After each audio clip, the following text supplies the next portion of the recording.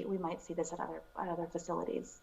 Okay, Melissa Sanchez from ProPublica, Illinois. Thanks again for joining us. Thank you. And now to Phil Ponce and the difficult questions facing clergy and others who are dealing with death during the pandemic. Phil.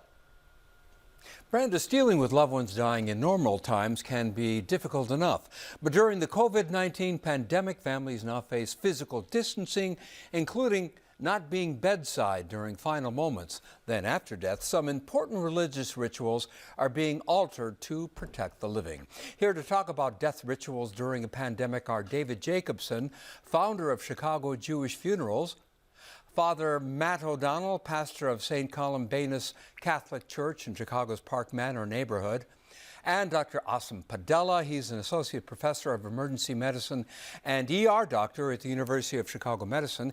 He's also the director of the Initiative on Islam and Medicine. Gentlemen, thank you so much for joining us. Father O'Donnell, if I can begin with you. You have administered last rites for COVID-19 patients. How do you do that? I think one of the ways that we've been able to do that, not just me, but the other 23 priests in the Archdiocese, is by following the precautions that the hospital sets out before us. We've been trained by the Archdiocese of Chicago in how to minister.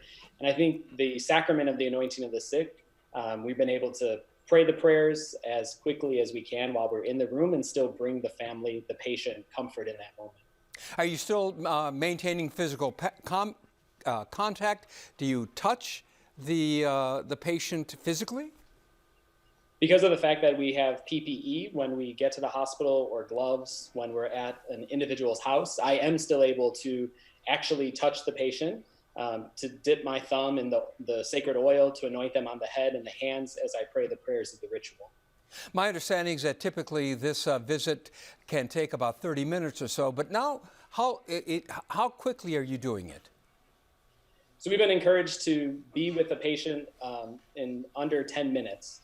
And so before, being able to sit with someone, be able to talk to them and share with them in that moment, now it's just about getting in there and introducing myself and praying the prayers of the ritual as quickly as I can. Dr. Padela, as a physician who works in the emergency room, how do you manage a situation where somebody may be dying and yet their family members cannot be physically present? How do you do that? It's a very difficult situation in the emergency department where everybody's distanced. Sometimes providers from families, as well as family members from the patients who are in the ER. So we try to use technology. For example, we use FaceTime to try to have individuals have conversations between families themselves. Oftentimes that gives them a moment or two of feeling okay and respected before we have to do the critical procedures to help them with their respiratory illness. But that must be difficult on family members who understandably would want to be physically in physical proximity to the people they love. How have you managed family members? So at the University of Chicago ER, like many ERs around the country, we have no visitor policies. However, we allow them to use phones in the patient rooms and they can call one another. This is why FaceTime is a very good modality to keep in touch. We also have a designated patient liaison who tries to connect family members via the regular phone system if they can't get in touch via FaceTime. Sometimes the Wi-Fi doesn't work. We have tablets so that chaplains can interface and spiritual support members from other communities can interface with patients in the ED. So this is a time that's difficult, obviously. However, technology has allowed us to make some semblance of accommodations for people to be in touch with one another, although they're physically separate. David Jacobson, there are some Jewish rituals, for example, not leaving the body alone, ritual washing. How is that done at a time when physical proximity to a patient or a deceased person is very limited? How do you do that? Well, the concept of the shomer, not leaving the person alone, we're still continuing to do that. As far as the ritual washing, if they're COVID, then that tradition and that process is done in an abbreviated way. But we're still continuing to take care of everyone not COVID, but for the people that have it, we're trying to give them everything that they need. But sometimes it is a little bit abbreviated. And how are families responding to the changes that have been imposed because of what we're facing? I think they're very understanding.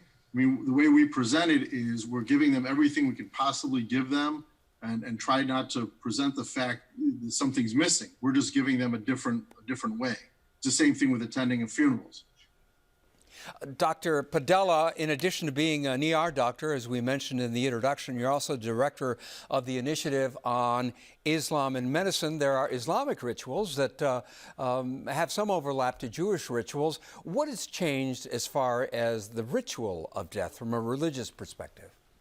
So similar to my Jewish colleague here, we have tried to do the minimal requirements given the need for separation. So we have a washing procedure. I assume it's very similar. And so the minimal aspects of what needs to be washed is washed with field directors wearing full PPE, so they themselves are not at risk of contracting the disease. Although major societies have said that there is no transmission risk for a person who's deceased from COVID from a person who's non-COVID disease. So we do the minimal washing. We then also minimal shrouding.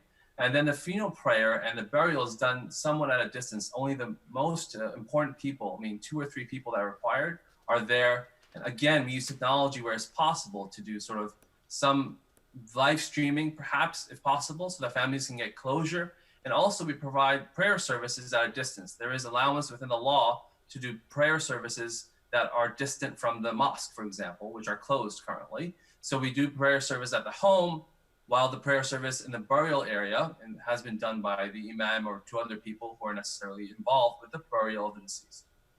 Father Matt, speaking of burials, what is it like at the gravesite? To what extent has the attendance of family members been limited at the funerals that you've been a part of? Similarly, in order to follow the state and city guidelines of not having gatherings of more than 10 people, the rite of committal, the prayers that are offered at the cemetery are limited to the funeral director, to a priest or a deacon, and to the most immediate of family.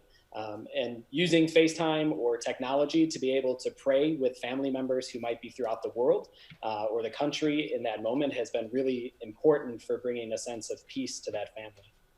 That must be hard, though, that so many loved ones are not allowed to attend the final stage in a person's earthly existence, the burial itself. What feedback have you gotten from family members, Father?